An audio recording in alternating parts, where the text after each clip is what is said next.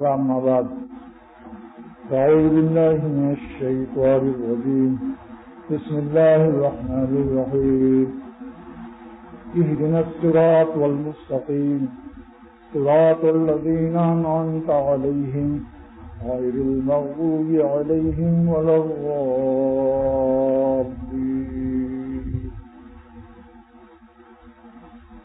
وقال تعالى أولئك الذين أنعم الله عليهم من النبيين والصديقين والشهداء والصالحين حسن أولئك رفيقا.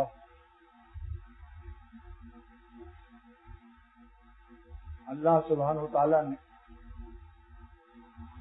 سورہ فاتحہ کے اندر پہلے اپنی عظمت شان بیان فرمایا کہ دنیا میں جتنی تعریفیں ہوتی ہیں حقیقت میں وہ اللہ تعالیٰ کی تعریف ہوتی ہے. میرے شیخ شاہ عبد الغنی صاحب رحمۃ اللہ علیہ نے فرمایا تھا کہ الحمدللہ کی تفسیر میں کہ بندہ اللہ کی تعریف کرے یا اللہ بندے کی تعریف کرے یا بندہ بندے کی تعریف کرے یا اللہ خود اپنی تعریف کرے. پھر سن لیجئے، بندہ اللہ تعالیٰ کی تعریف کرے، اللہ تعالیٰ اپنے بندوں کی تعریف فرمائے، اور کوئی بندہ کسی بندے کی تعریف کر رہا ہو یا اللہ تعالیٰ خود اپنی تعریف فرمائے. تعریف کی چاروں قسمیں سب اللہ کے لیے خاص ہیں. الحمدللہ لام تخصیص کے لیے ہے. اللہ کو کیسے پہچانو؟ اللہ تعالیٰ نے اپنی پہچان کا طریقہ آگے بتا دیا کہ اللہ کون ہے؟ رب العالمین. الحمدللہ رب العالمین. اللہ تعالیٰ کو پہچاننے کے لیے اب کافی نہیں ہے. اسی لیے سرور عالم صلی اللہ تعالی وسلم نے فرمایا کہ مخلوقات اللہ کی ربوبیت اور پرورش اور اللہ تعالیٰ کی مخلوقات میں غور کرو. تفکروا فی خلق اللہ. اللہ کی مخلوق میں تعریف کرو، اللہ کی مخلوق میں فکر کرو، لیکن لا تفکروا فی اللہ. اللہ کی ذات میں فکر مت کرنا. فإنکم لم تقدروا قدرہ. اللہ کو تم اندازہ نہیں کر سکتے ہو. غیر محدود ذات کو اپنی عقل کی چھوٹی سی ڈبیا میں لا نہیں سکتے ہو. روایت میں ہے کہ صحابی بدوی تھے، آسمان کے نیچے گاؤں میں لیٹنے کی عادت ہے. گاؤں میں لیٹے ہوئے تھے، آسمان کی طرف دیکھا اور یہ کہا یا ایھا السماء والنجوم انا لک ربا وخالقا. اے آسمانوں، اے ستاروں، تمہارا کوئی پیدا کرنے والا ہے، کوئی رب ہے اور تمہارا خالق ہے. اللہم اغفر لی. پھر اس نے کہا اے اللہ ہم کو بخش دیجیے. اسی وقت وحی نازل ہوئی اور اللہ تعالیٰ نے فرمایا کہ اے محمد صلی اللہ علیہ وسلم، آپ اپنے اس امتی کو خوشخبری سنا دیں کہ میں نے اس کے اس استدلال توحید کو قبول کر لیا کہ اس نے مجھے کس طرح سے پہچانا. اے آسمانوں، اے ستاروں، تمہارا کوئی پیدا کرنے والا اور رب ہے.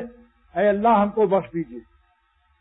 تو اس استدلال ایک بدوی اور دیہاتی کے اس استدلال کو اللہ تعالیٰ نے پسند فرما کر اس کی مغفرت فرما دی. میں آپ لوگوں سے بھی یہی کہتا ہوں کہ کبھی تو ایسے ستارے نظر آتے ہیں آپ کو یا نہیں؟ بتاؤ.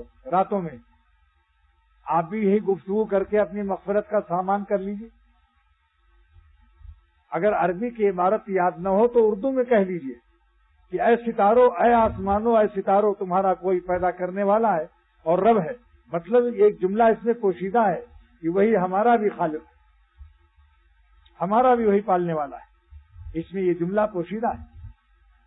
پھر اللہ مغفر لی، اللہ ہم کو بخش دیجیے. ان الفاظ میں مغفرت کا سامان ہے. شاپنگ کر لیجیے. شاپنگ آج کل بازاروں میں سودا خریدتے ہو، اللہ تعالیٰ کی مغفرت کا سودا خرید لو. ان الفاظ میں اللہ تعالیٰ نے قبولیت کا اثر، مغفرت کا اثر رکھا ہوا. لہذا جب آسمان پر نظر ہو، ستارے نظر آئیں، تو اب جو عربی داں ہیں مولانا لوگ، وہ تو یہ کہتے ہیں یا ایھا السماء والنجوم ان لک ربا وخالقا. اے آسمانوں ستاروں تمہارا کوئی خالق اور پالنے والا ہے؟ اللہ مغفر لی، اے خدا ہم کو بخش دیجیے، انشاءاللہ مغفرت ہو جائے گی، کیونکہ یہ اللہ کی رحمت کے دروازے قیامت تک کے لیے کھلے ہوئے۔ تو سرور عالم صلی اللہ علیہ وسلم نے فرمایا کہ مخلوقات میں فکر کرو۔ اللہ تعالیٰ فرماتے ہیں یذکرون اللہ قیاما وقعودا وعلی جنوبہم، میرے خاص بندے اللہ کو جب اٹھتے ہیں تو کہتے ہیں اللہ، جب بیٹھتے ہیں تو کہتے ہیں اللہ، جب کروٹ بدلتے ہیں تو کہتے ہیں اللہ۔ یہ کیا مانے؟ عشق و محبت سکھا رہے ہیں کہ عاشقوں کا شیوا یہی ہونا چاہیے کہ اٹھتے بیٹھتے چلتے پھرتے ہم کو یاد کرتے رہو۔ اگر مچھلی ایک سیکنڈ کے لیے دریا سے الگ ہو جائے گی تو مچھلی کی موت ہے، اگر تم ہم کو ایک لمحے کو بھول جاؤ گے انسانوں تو تمہاری موت ہو جائے گی، موت ایمانی ہو جائے گی۔ جانور تو زندہ ہے، تم بھی جانوروں کی طرح زندہ رہو گے، لیکن ایمانی زندگی تمہاری قائم نہ رہے گی۔ اس کے بعد فرمایا کہ اور میرے خاص بندے ذکر کے ساتھ ساتھ ایک کام اور کرتے ہیں کہ آسمانوں میں، زمینوں میں، سمندر میں، پہاڑوں میں اللہ کی مخلوق میں غور کرتے ہیں کہ کیا شان ہے اس کی۔ اتنی بڑی دنیا جس پر ہم آپ بیٹھے ہیں، 24,000 میل کا دائرہ ہے اور 8,000 کا قطر ایسے ہے، پہاڑ و سمندر سب بھرا ہوا ہے، نیچے کوئی سپورٹنگ ستون پلر نہیں ہے، ایک کھمبا نیچے نہیں لگا ہوا ہے۔ وہ زمانہ گیا جب نانی اماں کہتی تھیں اور دادی اماں کہ ایک بیل کے سینگ پر ہے دنیا، سال بھر میں وہ سینگ بدلتا ہے، تھک جاتا ہے بیچارہ، سال بھر میں تھکتا ہے، پہلے نہیں تھکتا۔ اس کے بعد ایک سینگ سے دنیا کو اٹھا کر دوسری سینگ پر لاتا ہے تو بھیا پھر زلزلہ آ جاتا ہے۔ یہ ہماری دادی بتایا کرتی تھی، لیکن اب وہ زمانے ختم ہو گئے۔ سائنسی دور نے بتا دیا کہ اتنی بڑی دنیا کے نیچے کوئی ستون نہیں، اللہ تعالیٰ کے حکم سے قائم ہے۔ اتنے بڑے مالک ہیں کہ جو زمین کو، ستاروں کو، سورج کو، چاند کو بغیر ٹھونی کمبا قائم کیے ہوئے ہیں، تو وہ اللہ تعالیٰ پھر اپنے بندے کے دل کو دین پر قائم نہیں رہ سکتے۔ اللہ تعالیٰ اپنے بندوں کے دل کو دین پر قائم نہیں رہ سکتے، مگر چاہتے ہیں کہ فریاد کرو تب دیں گے، مانگنے کا انتظار ہے وہاں۔ اسی لیے سرور عالم صلی اللہ علیہ وسلم نے بروایت بخاری شریف یہ دعا سکھا دی، یوں کہو اللہ سے۔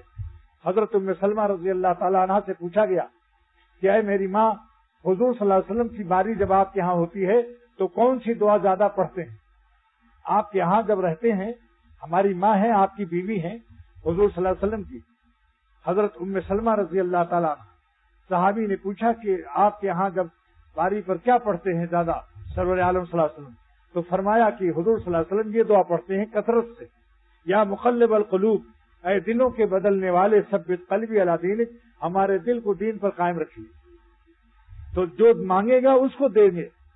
گڑ گڑا کے جو مانگتا ہے جام، ساقی دیتا ہے اس کو میں گلفام، اور ناز و نخرے کرے جو میں آشام، ساقی رکھتا ہے اس کو تشنا کام۔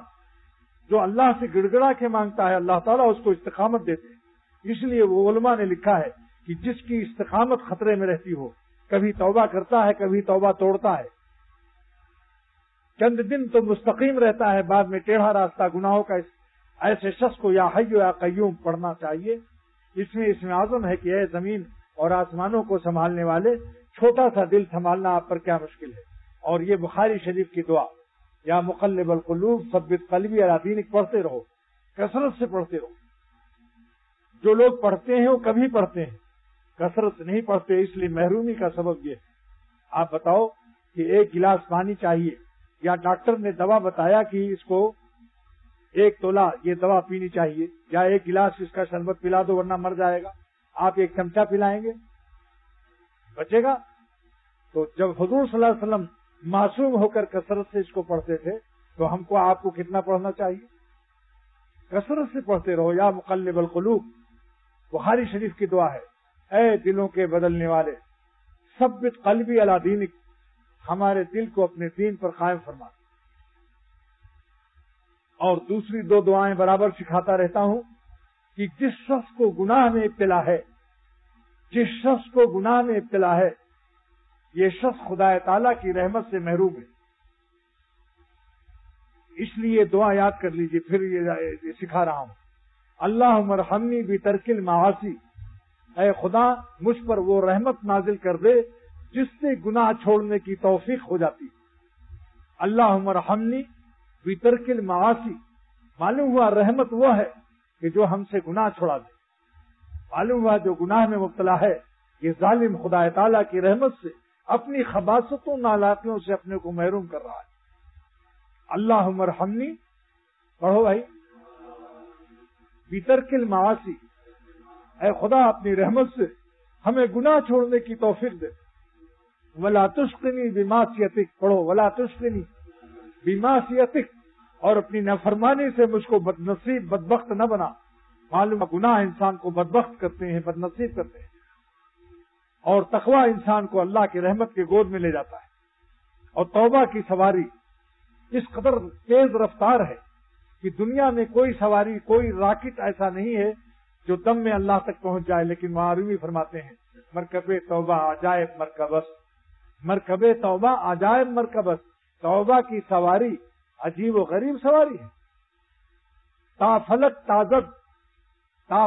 تازد بیک لہجہ سے پست، ایک سیکنڈ میں آسمان تک اڑا کے لے جاتی ہے، اللہ سے ملا دیتی ہے۔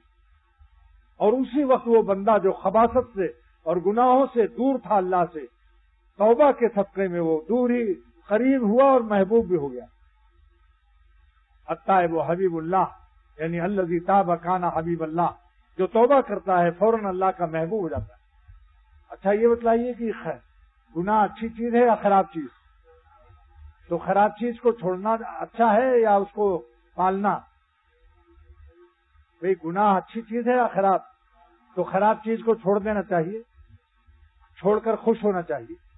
بس ایک بات اور عرض کرتا ہوں،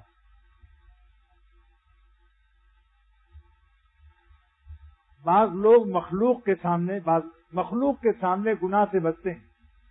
دو چار دوست بیٹھے ہوں تو وہاں اس کے سامنے گناہ سے بچتے ہیں یا نہیں؟ بتاؤ کیوں؟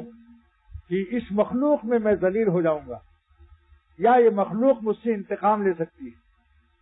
لیکن میں یہ پوچھتا ہوں کہ جس خلوت و تنہائی میں انسان گناہ کرتا ہے اس وقت خدا اس کے ساتھ ہے یا نہیں؟ تو مخلوق زیادہ طاقتور ہے یا خالق زیادہ طاقتور ہے؟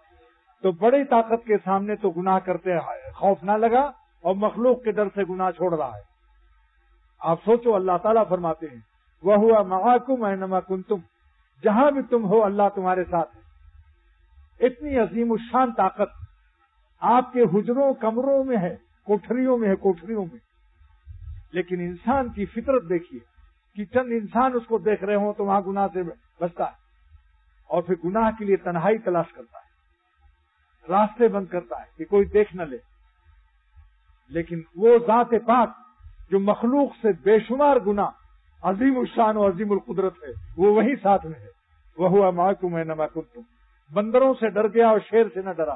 اس ظالم سیاح کا ڈاکٹر جمعہ کو دکھلانا چاہیے۔ ایسا بے وقوف سیاح جو جنگل میں بندروں سے ڈر رہا ہو اور لومڑیوں سے ڈر رہا ہو، مگر شیر کے سامنے سینہ تانے ہوئے، کیا ہوگا اس کا حال؟ جو اللہ تعالیٰ سے نہیں ڈرتا۔ اللہ حضور صلی اللہ علیہ وسلم کے قربان جائیے، سرور عالم صلی اللہ علیہ وسلم پر لاکھوں لاکھوں کروڑوں صلاۃ و سلام نازل ہو، کیسی پیاری دعا سکھا دی۔ یوں کہو اللہم لا تخزنی فإنک بی عالم، پڑھیے اللہم لا تخزنی فإنک بی عالم، اے اللہ ہم کو ذلیل نہ فرما، کیونکہ جس کوٹھری میں ہم گناہ کر رہے تھے وہاں آپ بھی موجود تھے، آپ ہمارے سارے عیب کو جانتے ہیں۔ اللہم لا تخزنی فإنک بی عالم، اے خدا ہم کو رسوا نہ کرنا، مخلوق سے تو ہم چھپ گئے لیکن آپ اس وقت بھی تھے جب ہم گناہ کر رہے تھے۔ یہ حضور صلی اللہ علیہ وسلم دعا سکھا رہے ہیں، قربان جائیے کیا پیاری دعا ہے۔ اللہم لا تخزنی فإنک بی عالم، پس تحقیق کہ آپ خوب جانتے ہیں جو ہم تنہائیوں میں، خلوتوں میں، کوٹھریوں میں، حجروں میں چھپ چھپ کے جو گناہ کرتے ہیں، اے خدا آپ وہیں ہوتے ہیں، اور آپ اپنی قدرت قاہرہ کے ساتھ اور اپنی چشم کے آنکھوں کے ساتھ دیکھتے ہیں۔ لیکن آپ کا کمال حلم و کرم ہے کہ آپ جلدی بدلہ نہیں لیتے، موقع دیتے ہیں کہ شاید اب توبہ کر لے، شاید اب توبہ کر لے۔ ولا تشقنی بمعصیتک، اور اپنی نافرمانی سے، ہاں اللہم لا تخزنی فإنک بی عالم ولا تعذبنی وَإِنَّكَ عَلَيَّ قَادِرٌ، اور آپ مجھ کو عذاب سے بچائیے کیونکہ آپ مجھ پر پوری طاقت رکھتے ہیں، جو چاہے کر دیں، چاہے تو دم میں کینسر پیدا کر دیں، چاہے تو گردے بیکار کر دیں، چاہے تو موٹروں سے ایکسیڈنٹ کرا دیں، چاہے تو فالج گرا دیں، اتنی بیماریاں پیدا کر دیں کہ اس کی چیخ سے پورا اسپتال لرز جائے۔ میں نے بنگلہ دیش میں ایک اسپتال میں دیکھا، اس کا پیشاب بند تھا، گردے میں درد تھا، اتنا زور سے چلا رہا تھا کہ ہاسپٹل کے حدود سے دور دور تک آواز جا رہی تھی۔ اے خدا ہم سب کو بچا اور ہم پر ہماری نافرمانیوں کی وجہ سے ہم پر عذاب نازل نہ فرما۔ یہ دعائیں سیکھ لیجئے، پوچھ لیجئے اگر اس وقت۔ اسی لیے عرض کرتا ہوں کہ ایک چھوٹی سی کتابچی، ڈائری ساتھ رکھو اور ایک قلم رکھو ساتھ میں۔ یہ طریقہ طالب علموں کا ہے۔ اب کوئی دعا ہے، اب فوراً نکالا اور نوٹ کر لیا۔ یہ بزرگوں کا طریقہ ہے۔ مفتی شفیع صاحب رحمۃ اللہ علیہ نے فرمایا کہ میں جا رہا تھا حقیق الامت کے ساتھ خانقاہ سے گھر تک، راستے میں حقیق الامت نے کاغذ نکالا اور پنسل نکالی۔ معلوم ہوا یہ طریقہ اللہ والوں کا چلا آ رہا ہے۔ ہمارے آپ کے پردادا، آخر ان کے طریقے کو ہم کیوں نہیں سیکھتے؟ ایک پنسل، ایک کاغذ ہم بھی ساتھ رکھیں۔ حضرت نے پنسل نکالا، کاغذ سے کچھ لکھ دیا، کاغذ پر لکھا اور پھر اس کو جیب میں ڈال دیا اور فرمایا مفتی شفیع صاحب میں نے کیا کیا؟ فرمایا حضرت آپ نے کیا کیا؟ یہ کیا کہ پنسل نکال کر کاغذ پر کچھ لکھا اور جیب میں رکھ لیا۔ فرمایا کہ دیکھو ایک بات کی یاد آ رہی تھی کہ بھول نہ جاؤں، دل اس میں پھنس گیا تھا، اب دل کا بوجھ میں نے کاغذ پر رکھ دیا اور دل کو میں نے اللہ کے لیے خالی کر لیا، دل کو میں نے اللہ کے لیے خالی کر لیا۔ تو دوستو ایک کاغذ چھوٹی سی ڈائری 2 روپے کی ملتی ہے، اگر آج آپ اس وقت ہوتی تو آپ جلدی سے یہ دعا نوٹ کر لیتے یا نہیں؟ بولو۔ طالب علم استاد کی حیثیت ہوتی، جو بات کہتا ہے اس کی حیثیت استاد کی ہوتی، وہاں جلدی سے اپنا نوٹ کر لو۔ اللہم لا تخزنی فإنک بی عالم، اے اللہ آپ مجھے ذلیل نہ فرمانا کیونکہ آپ میرے گناہوں سے باخبر ہیں۔ مخلوق سے تو چھپ گئے مگر اے میرے خالق آپ سے ہم کہاں چھپ سکتے ہیں، کہاں چھپ سکتے ہیں؟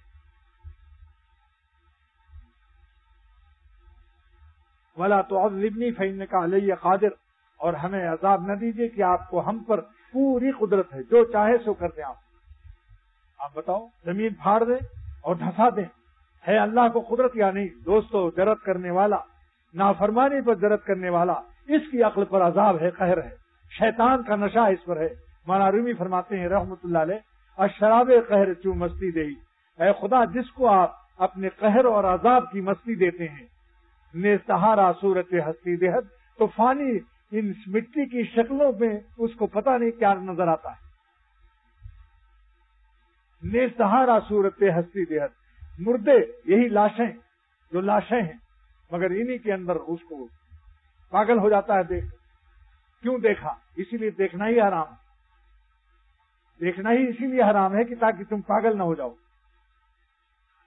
صورتوں کو حسن دینے والے نے حکم دیا ہے کہ میں نے ان کو ایسا جمال اور صورت دی ہے کہ خبردار دیکھنا مت ورنہ عقل تمہاری خراب ہو جائے گی۔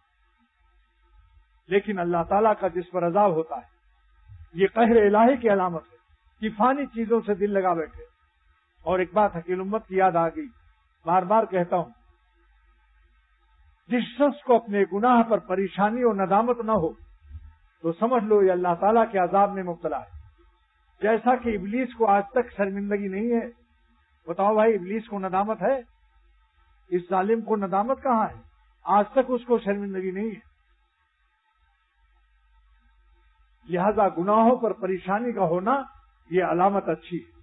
بزرگوں نے فرمایا کہ جو انسان کو زہر پیٹ میں جائے اور قے ہو جائے تو سمجھ لو اچھا ہو جائے گا، تو گناہ کر کے دل میں پریشانی ہو جائے اور رونے لگے تو سمجھ لو اس نے قے کر دیا، توبہ دو رکعت پڑھ کے اللہ سے رونے لگے۔ تو دوستو یہ مناجات مقبول جو ملتی ہے یہاں بھی دستیاب ہے کتب خانے مظہری سے، اس میں 7 منزلیں ہیں، ہر روز کی دعا پڑھ لیں تو یہ ساری دعائیں آ جائیں گی۔ 5 منٹ 10 منٹ لگیں گے، ایک منزل روزانہ پڑھ لیجئے۔ مناجات میرے شیخ شاہ عبد الغنی رحمت اللہ علیہ 7 منزل روزانہ پڑھتے، وہ سب زبانی یاد، ہم آپ ایک منزل بھی اگر پڑھ لیں تو بڑی چیز ہے. آپ انشاءاللہ روزانہ ایک منزل پڑھیں, سب دعائیں یاد ہو جائیں گی. بھائی سال 6 مہینے جب پڑھو گے تو خود بخود بغیر ارادہ, اگر ارادہ بھی کرو کہ ہم یاد نہیں کریں گے, لیکن آپ 6 مہینے پڑھ کے دیکھیے سب دعائیں یاد ہو جائیں گی. قرآن شریف کی دعائیں اور حضور صلی اللہ علیہ وسلم کی ارشاد فرمودہ دعائیں, اس کا معمول بنا لو. جو شیخ نے ذکر بنا اس پر عمل کریں اور ایک پارہ تلاوت کر لیں, آدھا پارہ صحیح جتنا ہو سکے, ورنہ 10 آیت تو تلاوت کر لیں, ورنہ قیامت کے دن مواخذہ ہوگا کہ اللہ فرمائیں گے تم نے میرا کلام پڑھ کر طاق میں رکھ دیا تھا. کم سے کم 10 آیت تو پڑھ لو بھائی, 1 منٹ کا کام ہے, 2-3 منٹ, لیکن اللہ والوں کا کام یہ نہیں ہے. آدھا پارہ پڑھو بھائی, 1 پارہ پڑھو, 1 پارہ تلاوت قرآن شریف, آپ 1 منزل مناجات مقبول, اور جو شیخ نے بتایا ہے وہ انشاءاللہ محروم نہیں رہے گا. اتنا دل میں نور آ جائے گا کہ گناہ کرنے کی اس میں ہمت ہی نہیں رہے گی. آپ بتلائیے, ایک صاحب نے ایک مہمان سے کہا اس کمرے میں سو جائیے. اس کمرے میں شیر کا بچہ منہ ادھر کیے ہوئے کونے میں بندھا ہوا تھا زنجیر میں, لیکن اتنا فاصلہ تھا کہ شیر اس کو کھا نہیں سکتا تھا. دور بچھایا اور زنجیر, لوہے کی زنجیر میں شیر کو باندھا ہوا تھا.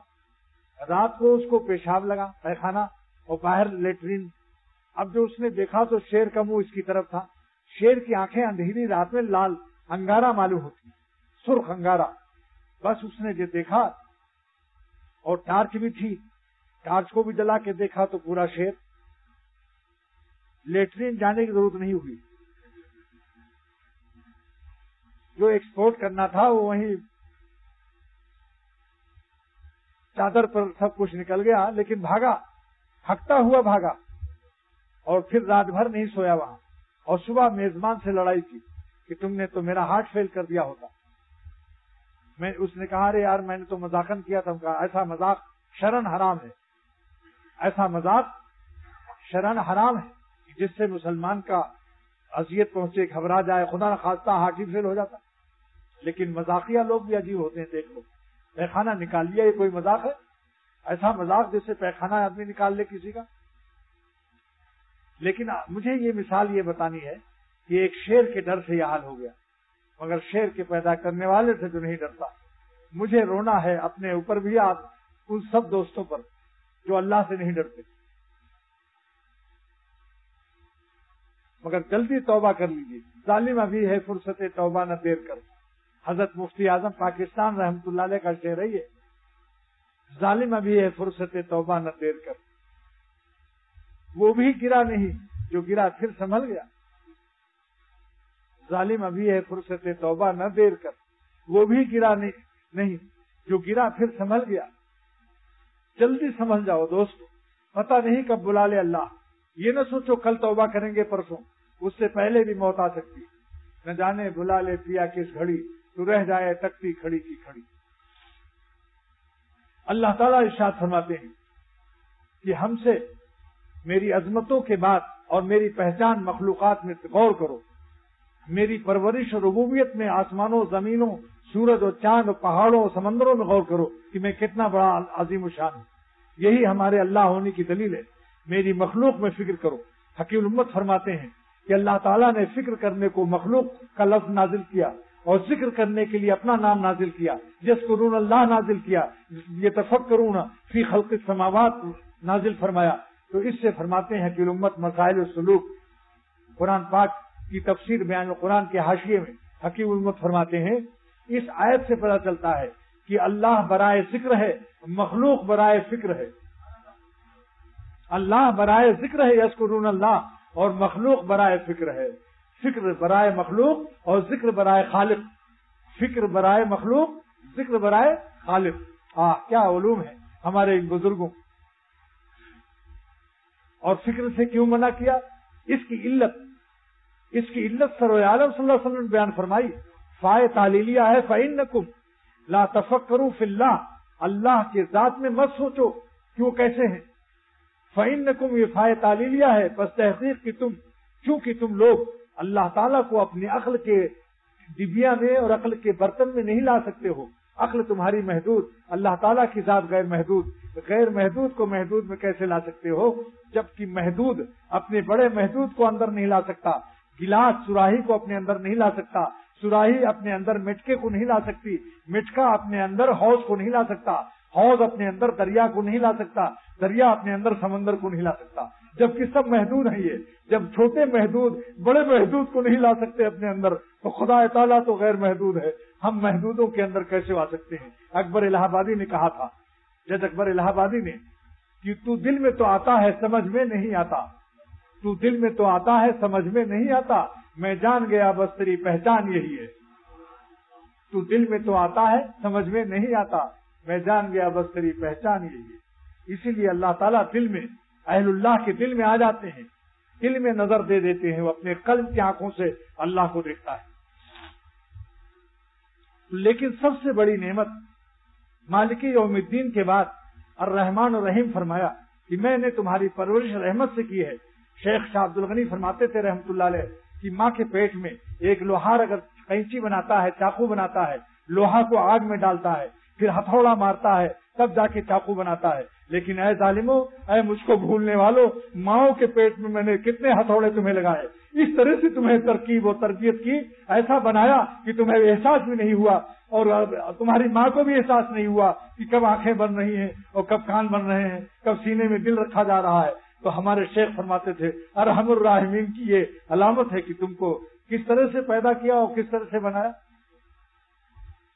مالک یوم الدین فرمایا کہ میں مالک ہوں، قیامت کے دن کا میں جج نہیں ہوں، جج قانون مملکت کا پابند ہوتا ہے، لیکن اللہ فرماتے ہیں میں اپنے قانون سلطنت کا اور اپنے قوانین کا پابند اور غلام نہیں ہوں، میں مالک رہوں گا قیامت کے دن۔ اگر میرے قانون سے کوئی بخشا نہ جا سکا تو میں اپنے شاہی رحم سے معاف کر دوں گا۔ یہ ہے مالک یوم الدین کا راز، جس کو شاہ عبد القادر صاحب رحمۃ اللہ علیہ، شاہ ولی اللہ کے بیٹے نے فرمایا کہ عرش اعظم کے سامنے لکھا ہوا ہے ان رحمتی سبقت علی غضبی، میری رحمت اور میرے غصے میں دوڑ جو ہوئی تو رحمت آگے بڑھ گئی۔ شاہ صاحب لکھتے ہیں، کون شاہ صاحب؟ شاہ عبد القادر صاحب، مصنف تفسیر موضح القرآن اور شاہ ولی اللہ کے بیٹے، فرماتے ہیں عرش اعظم پر اللہ نے کیوں لکھایا ہے؟ فرمایا شاہی رحم کے طور پر لکھایا ہے۔ اس کا نام کیا ہے؟ از قبیل مراحم خسروانہ، ذرا اردو یاد کر لینا، از قبیل مراحم خسروانہ، مراحم جمع رحمت کی، از قبیل مراحم خسروانہ، یہ شاہی رحم کے طور پر لکھایا ہے کہ اگر میرا کوئی بندہ قانون سے نہ بخشا جا سکا تو میں اپنے شاہی رحم کو محفوظ رکھتا ہوں اور اس شاہی رحم سے معاف کر دوں گا۔ جیسے کہ سپریم کورٹ سے جب کوئی مجرم نہیں قانون سے پاس نجات پاتا اور پھانسی کا قطعی سزا ہو جاتی ہے، اب آگے کوئی عدالت نہیں ہے تو شاہ سے اور بادشاہ سے، سلطان مملکت سے درخواست کرتا ہے، اخباروں میں آ جاتا ہے کہ مجرم نے سپریم کورٹ میں ہارنے کے بعد پھانسی کی سزا سن کر اب شاہ سے، چونکہ آگے کوئی عدالت نہیں ہے لہذا مملکت کے سلطنت کے بادشاہ سے اس نے رجوع کیا ہے اور شاہی رحم کی بھیک مانگی ہے، تو اللہ تعالیٰ نے اپنے شاہی رحم کی بھیک کو محفوظ کر لیا ہے۔ مالک یوم الدین کا راز سن لو، مالک ہے وہ، جج پابند ہوتا ہے، مالک کو کیا ہے؟ اللہ کی قضا اللہ کے سامنے محکوم ہے، قضا الہی اور اللہ کا فیصلہ خدا پر حکومت نہیں کر سکتا ہے۔ عربی کا عنوان ہے کہ اے خدا آپ کی قضا آپ کی محکوم ہے، آپ پر حاکم نہیں ہو سکتی، اس لیے سوء قضا کو حسن قضا سے تبدیل فرمایا۔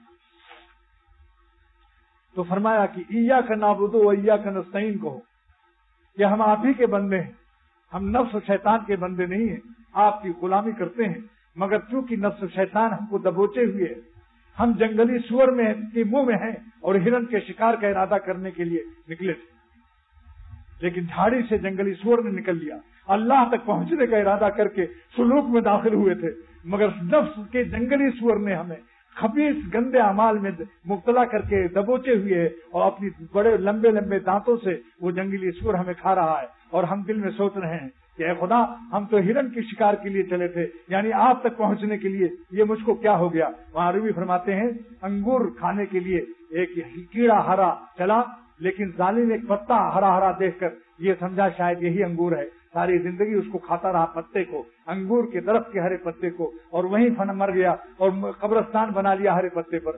اگر یہ ظالم ہرے پتے کی رنگینیوں میں مبتلا نہ ہوتا، یہ صرف نظر کرتا، اپنی نگاہ کی حفاظت کر کے آگے بڑھتا تو انگور پا جاتا۔ اگر ہم مرنے والی لاشوں سے اپنی نگاہوں کو بچا کر آگے بڑھ جائیں تو ہمیں اللہ مل جائے، مگر یہ مردہ لاشوں میں نفس شیطان ہمیں مبتلا کر کے اللہ کے قرب کے انگور سے محروم کرنا چاہتا ہے۔ یہ جو مضمون پیش کر رہا ہوں یہ جلال الدین رومی کا فارسی زبان میں ہے، جس کو اختر آپ کے سامنے اردو ترجمہ کر رہا ہے۔ لہذا آج سے ارادہ کر لو کہ انگور کے پتوں پر جان نہیں دیں گے، ان لاشوں سے، ان حسینوں سے آگے بڑھ جائیں گے اور ہمیں اللہ کے قرب کا انگور نصیب ہو جائے گا انشاءاللہ تعالی۔ اہدنا الصراط المستقیم، اے اللہ ہم کو سیدھا راستہ دکھا۔ علامہ آلوسی رحمۃ اللہ علیہ فرماتے ہیں کہ صراط مستقیم کیا ہے؟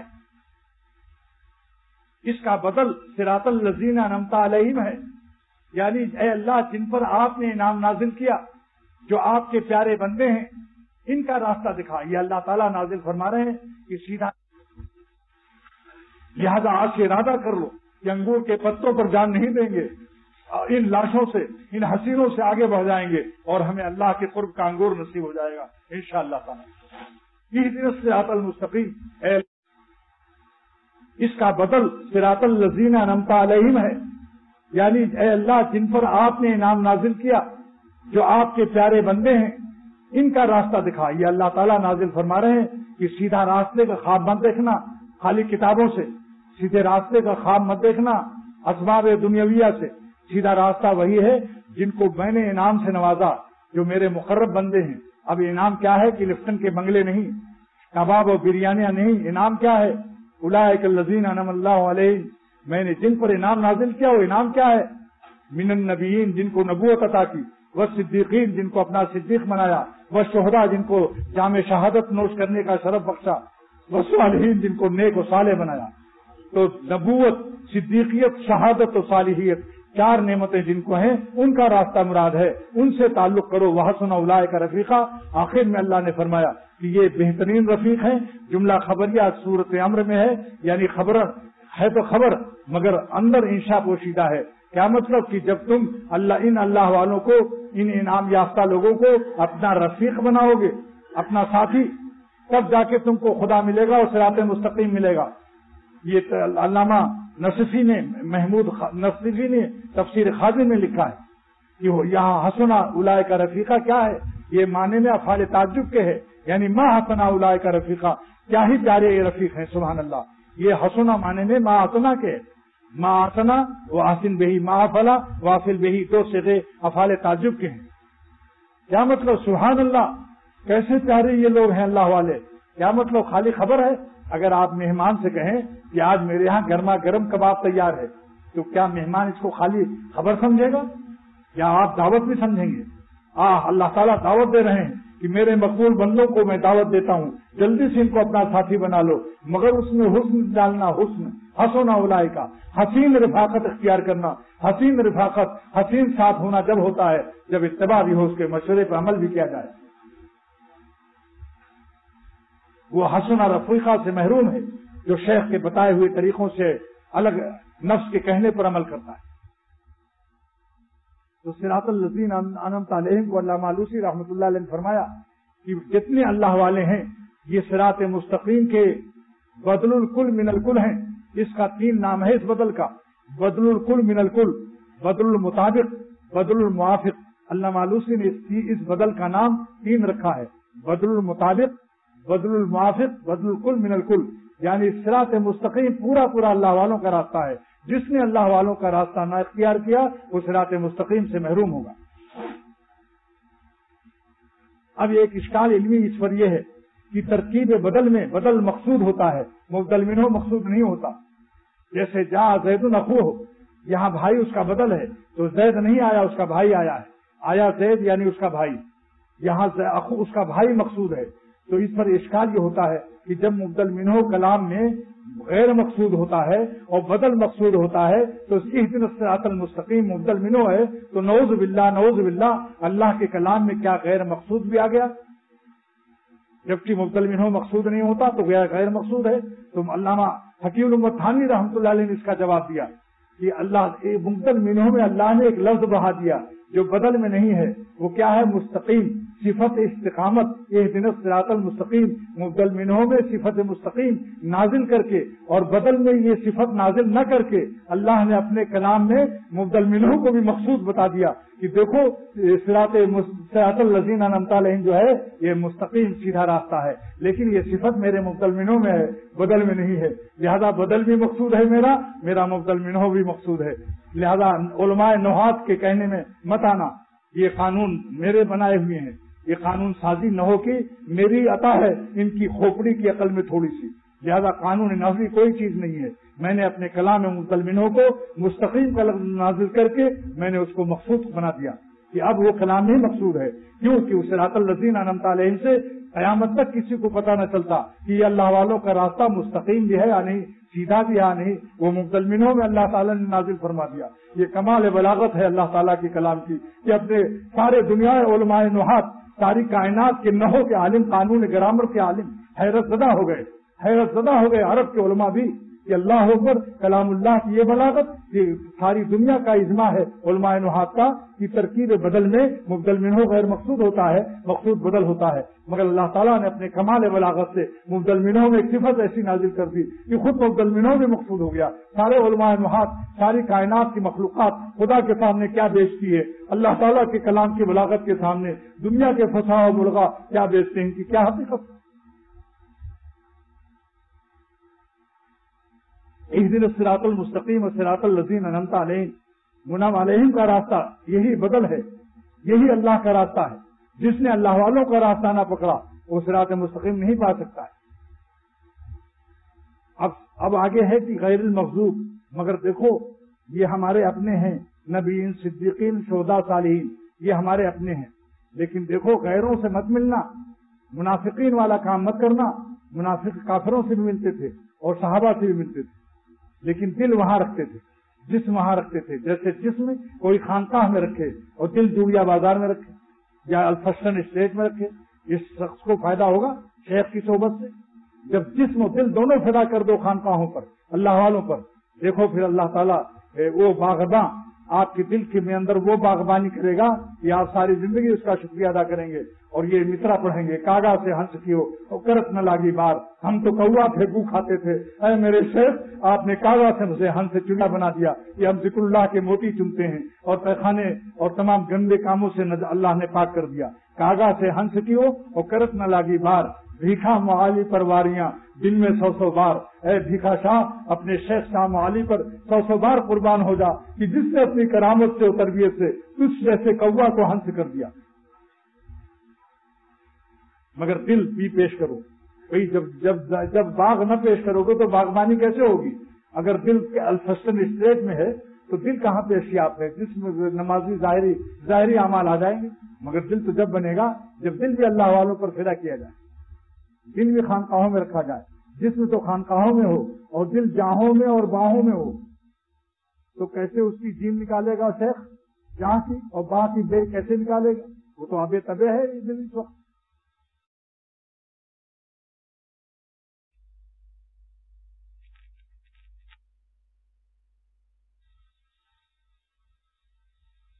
تو یہ صراط معلوم ہوا.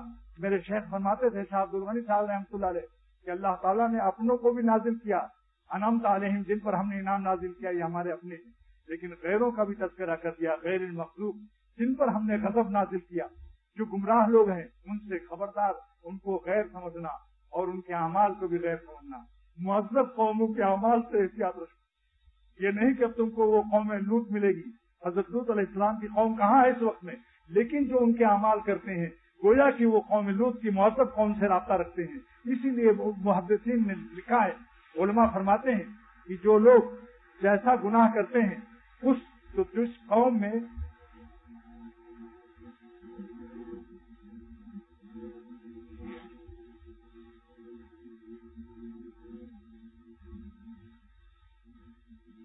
میں معذب میں جو خصلت تھی، آج کی امت بھی جو اس فعل کو کرے گی، معذب قوموں کے فعل کو، تو ان کا حشر انہی کے ساتھ ہوگا اگر توبہ نہ کیا، علم یتوب. اس لیے دوستو غیر المغضوب سے مراد جن پر اللہ تعالیٰ نے غضب نازل کیا اور جو گمراہ لوگ ہیں ان سے بھی بچو اور ان کے اعمال سے بھی بچو. یہ مطلب ہے، یہ نہیں کہ بس وہ ہم سے دور ہیں اور عمل ان کا کرتے رہیں. جس فعل پر اللہ کا غضب نازل ہے، جس فعل سے خدا ناراض ہو، بس اس سے بھی احتیاط کرو کہ وہ معذب قوموں کا ورثہ ہے. ہر گناہ عذاب والی قوموں کا وراثت و ترکہ ہے کسی نہ کسی قوم کا. اب میں صرف صدیقین کی شرح کر کے بس تقریر کو ختم کرتا ہوں. نبیین کے معنی تو آپ جانتے ہیں، میں منعم علیہم کی تفسیر اور شرح کرنا چاہتا ہوں. من النبیین جن کو ہم نے نبوت سے نوازا، مگر نبوت کا دروازہ ختم ہو چکا، اور پیغمبر جو ہے اختیاری چیز نہیں ہے پیغمبری، لیکن راہ پیغمبری پہ چلنا اختیاری ہے. شیطان و نفس سے کہنے پر ڈسٹمبری کی راستہ مت اختیار کرو، راہ پیغمبر پہ چلو. خاک ہو جائیں گے قبروں میں حسینوں کے بدن. اختر کا شعر سنیے. خاک ہو جائیں گے قبروں میں حسینوں کے بدن، ان کی ڈسٹمبر کی خاطر راہ پیغمبر نہ چھوڑ. خدا تعالی ہم سب کو توفیق. صورتیں بدلنے والی ہیں، بس چند دن کی چاندنی پھر اندھیرا پاک. اس چاند سے تعلق کرو جہاں اندھیرا نہیں آتا، اس سورج سے تعلق رکھو جو غروب نہیں ہوتا. وہ اللہ تعالیٰ کی نسبت کا نام ہے. جس کو اللہ تعالیٰ نے نسبت دے دی اپنی، وہ خالق آفتاب سے وابستہ ہے. وہاں سورج غروب نہیں ہوتا. اللہ والے ہر وقت مست رہتے ہیں اپنے اللہ کے قرب کے آفتاب سے، ہر وقت روشن رہتے ہیں اور دوسروں کو بھی روشن کر دیتے ہیں، بشرطے کہ وہ اپنی زمین پیش کر دیں. کاشت کے لیے زمین بھی تو دے. تو نبیین تو آپ نے سمجھ لیا، شہداء بھی سمجھ لیا. شہداء سمجھنا آسان ہے. شہادت 70 صحابہ ایک ہی دن میں شہید ہو گئے احد کے دامن میں، اور بزبان حال ہر جنازے نے شیخ رہا. بزبان حال ان کے کوچے سے لے چل جنازہ میرا، جان دی میں نے دن کی خوشی کے لیے، بے خودی چاہیے بندگی کے لیے. جو تجھ بن نہ جینے کو کہتے تھے ہم، سو اس عہد کو ہم وفا کرتے تھے. جو تجھ بن نہ جینے کو کہتے تھے ہم، سو اس عہد کو ہم وفا کرتے تھے. صالحین کے معنی یہی ہے جو اتباع سنت و اتباع شریعت کرتا ہے، وہ بھی صالح ہے. مگر میں اس وقت صدیقین، کیونکہ سب سے زیادہ اولیاء اللہ کا اونچا طبقہ ہے، میں صدیقین کا شرح کرنا چاہتا ہوں تاکہ ہم آپ آج ارادہ کر لیں کہ ہمارا تعلق مالک کریم سے ہے. تو سب سے اونچی ولایت اور اللہ تعالیٰ کی اونچی دوستی کیوں نہ ہم خدا سے مانگیں. اپنی صلاحیت کو مت دیکھو، کیونکہ کریم کی تعریف یہ ہے جو بدون صلاحیت اپنی نعمت کو دے دے. الذی الکریم ہو. پہلے کریم مالک کی شرح سن لیجیے. کریم کی 4 تعریف. الذی یعطی بدون الاستحقاق والمنہ. کریم وہ ہے جو نالائقوں پر بھی مہربانی کر دے. جیسے رمضانی سے بادشاہ ایران نے کہا کئی سو برس پہلے، رمضانی مگسامی آئے شاہ ایران، کئی سو برس پہلے کا قصہ ہے. اس نے اپنے ملازم رمضانی سے کہا رمضانی مگسامی آئے، اے رمضانی مکھیاں آ رہی ہیں. اس نے کہا حضور نہ کساں پیش کسامی آئے، نالائق لائق کے پاس آ رہی ہیں. کیا ظالم نے جواب دیا. تو جو کریم وہ اللہ ہے جو نالائقوں پر بھی مہربانی کرتے. مانگو تو صحیح، جب وہ قبول کر لیں گے تو خود اولیاء اللہ کے اخلاق و اعمال دینا ان کے ذمہ ہو جائے. مانگو ولایت صدیقین، یہ اللہ ہمیں اولیاء صدیقین میں شامل فرما. جب اللہ قبول فرمائیں گے تو اعمال صدیقین، اخلاق صدیقین، ایمان صدیقین، یقین صدیقین، کیفیات احسانیہ للصدیقین، سب کچھ اللہ تعالیٰ کے ذمہ ہے. آپ مانگو اللہ سے. کریم کی 4 تعریف جو نالائقوں پر مہربانی کر لے. الذی یعطی بدون الاستحقاق والمنہ. اور تعریف الثانی، دوسری تعریف کیا ہے؟ الذی یتفضل علینا بدون مسئلۃ ولا وسیلہ. جو ہم پر مہربانی کرتے بدون سوال اور وسیلے کی. نمبر 3 الذی یتفضل علینا ولا یخاف نفاذ ما عنده. جو ہم پر مہربانی کر دے اور اپنے خزانے کے ختم ہونے کا خیال نہ کرے، فکر ہی نہ ہو ان کو. غیر محدود خزانے والے اللہ ہیں. نمبر 4 الذی یتفضل علینا فوق ما نتمنى به.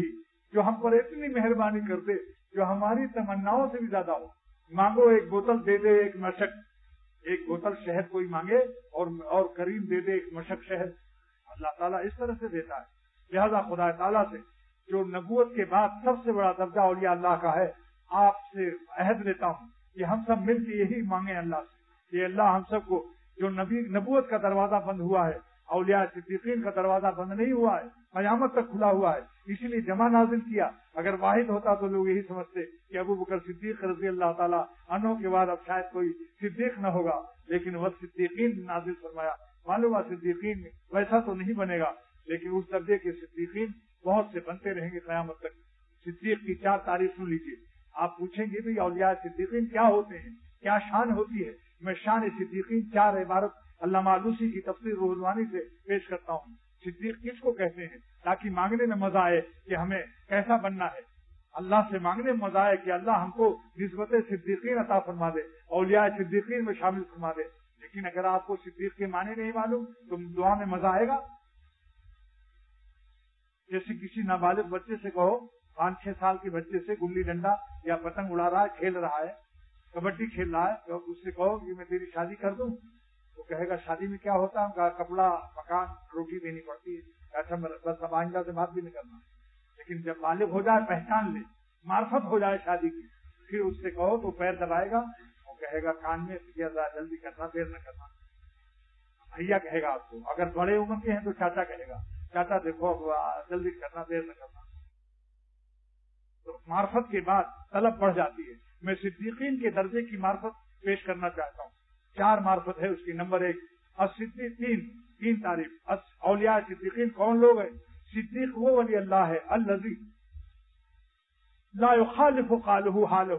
صدیق وہ ہے جس کے قول میں اور جس کے حال باطن میں فرق نہیں ہوتا، جو زبان پر ہے وہی دل میں ہے۔ صدیق وہ اولیاء اللہ ہیں جن کا قول اور جن کا حال باطن یکساں ہوتا ہے، جتنا ایمان ان کی زبان پر اتنا ہی ان کے قلب میں۔ حضرت علی رضی اللہ تعالیٰ عنہ کی مقام صدیقیت کو شاہ عبد الغنی رحمۃ اللہ علیہ فرمایا کرتے تھے کہ ایک دن حضرت علی رضی اللہ تعالیٰ عنہ نے فرمایا کہ جب میں قیامت کے دن دوزخ اور جنت کو دیکھوں گا تو میرا ایمان ایک ذرہ نہیں بڑھے گا، اتنا ہی ایمان مجھے دنیا میں ایمان حاصل ہے۔ وہ صدقہ صحبت نبی صلی اللہ تعالی وسلم مصدق تو یقیناً اذا رأیتم النار والجنہ یوم المحشر، دوزخ دیکھوں گا قیامت کے دن، مصدق تو یقیناً، تو میرے یقین میں اضافہ ایک ذرہ نہیں ہوگا، اتنا ہی یقین تو مجھے دنیا میں حاصل ہے۔ شاہ عبد الغنی صاحب رحمۃ اللہ علیہ نے حکیم الامت تھانوی کو خط لکھا تھا۔ میرے مرشد شاہ عبد الغنی رحمۃ اللہ علیہ نے اپنے مرشد حکیم الامت تھانوی کو خط لکھا کہ حضرت میرا ایمان و یقین اس مقام پر اللہ نے عطا فرمایا آپ کی غلامی کے صدقے میں کہ جب میں دنیا کی زمین پر چلتا ہوں تو ایسا لگتا ہے کہ میں آخرت کی زمین پر چل رہا ہوں۔ اور حضرت نے فرمایا یوسف اپنے وقت کا صدیق ہے، حضرت نے فرمایا مقام صدیق۔ تو صدیق کا ایک تعریف یہ الذی لا یخالف قولہ حالہ، صدیق وہ ہے جس کا قول اور قال اور اس کے باطن میں فرق نہ ہو، زبان اور دل ایک ہو جائے۔ نمبر 2 الذی لا یتغیر باطنہ من ظاہرہ، جس کے باطن میں اتنا زبردست ایمان ہو کہ سارے عالم میں جرمن، جاپان، لندن کی تمام لڑکیاں، ٹیڈیاں سامنے کچھ بھی ہو، لیکن اس کا باطن اتنا قوی ایمان رکھتا ہو کہ ظاہری حالات سے متاثر نہ ہوتا ہو، مغلوب نہ ہوتا ہو کہ کیا کرے بھائی، مروت آ گئی خاندان کی وجہ سے، اس لیے ویڈیو اور فلم بنوا لی، ٹیپ ریکارڈر کا لگا تھا، گانا سن گیا، کیا کہیں نہیں کہتا وہ مؤثر ہوتا ہے، غالب ہوتا ہے۔ بقول ہمارے شیخ مولانا شاہ محمد احمد صاحب رحمۃ اللہ علیہ، جہاں جاتے ہیں ہم تیرا فسانہ چھیڑ دیتے ہیں، جہاں جاتے ہیں ہم تیرا فسانہ چھیڑ دیتے ہیں، کوئی محفل ہو تیرا رنگ محفل دیکھ لیتے ہیں۔ جب لندن کی سڑک ہو یا کہیں بھی جہاں بھی جاتے ہیں، اللہ والے رہتے ہیں۔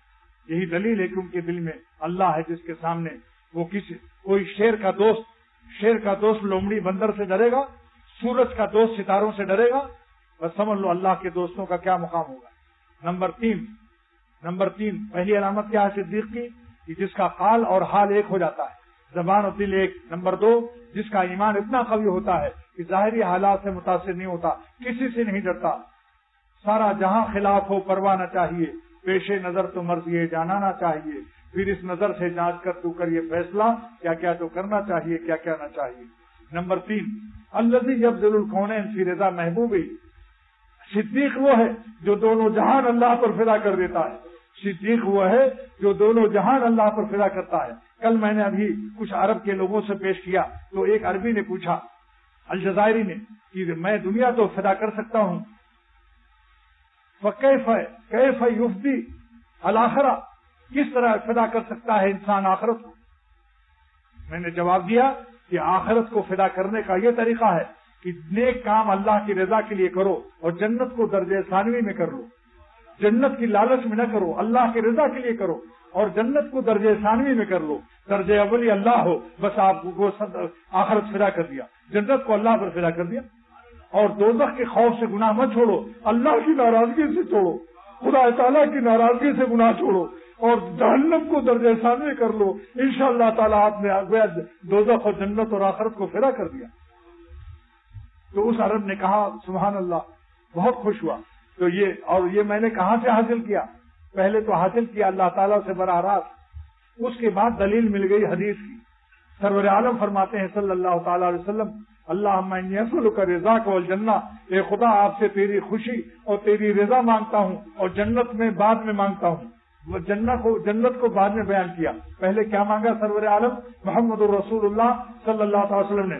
اللہم انی اسألک رضاک والجنہ، اے خدا میں تیری رضا چاہتا ہوں اور جنت کو. بتاؤ جنت درجہ ثانوی کیا. اور اعوذ بک من سخطک، میں تیری ناراضگی سے پناہ چاہتا ہوں اور دوزخ سے، دوزخ کو درجہ ثانوی کیا. سب سے پہلے اللہ کی ناراضگی کو بیان کیا. اس حدیث سے اختر نے یہ سمجھا کہ آخرت یوں فدا کیا جاتا ہے. بس صدیق کی آخری تعریف ہے الذی یبذل الکونین، جو دونوں جہان خدا پر فدا کر دے. بس دعا کیجیے اللہ تعالیٰ عمل کی توفیق دے.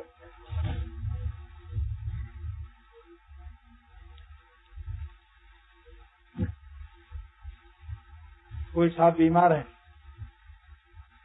جمیل اختر نام ہے ان کا، میرے کزن کاش کی اردو میں لکھتا. یہ کزن کیا بلا ہے؟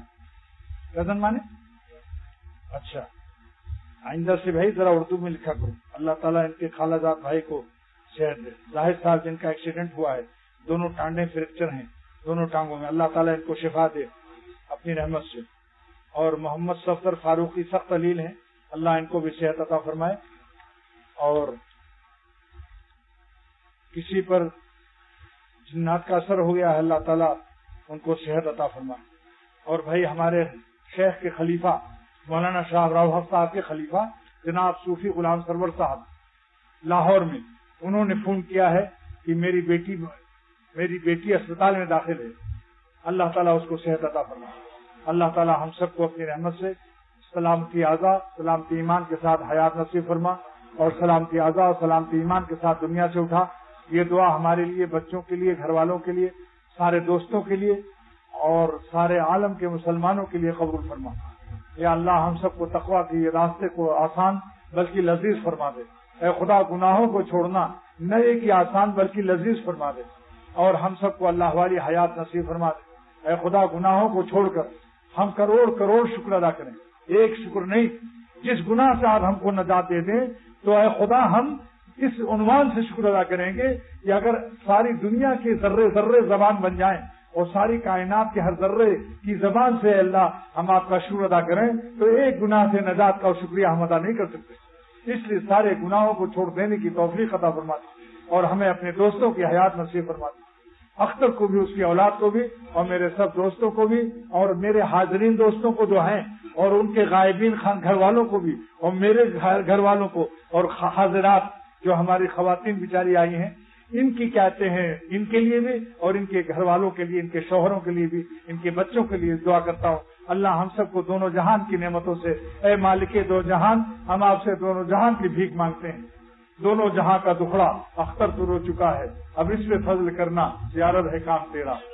خواجہ صاحب کا شعر ہے، دونوں جہاں کا دکھڑا مجذوب رو چکا ہے، اب اس پہ فضل کرنا یارب ہے کام تیرا. وآخر دعوانا الحمدللہ صلی اللہ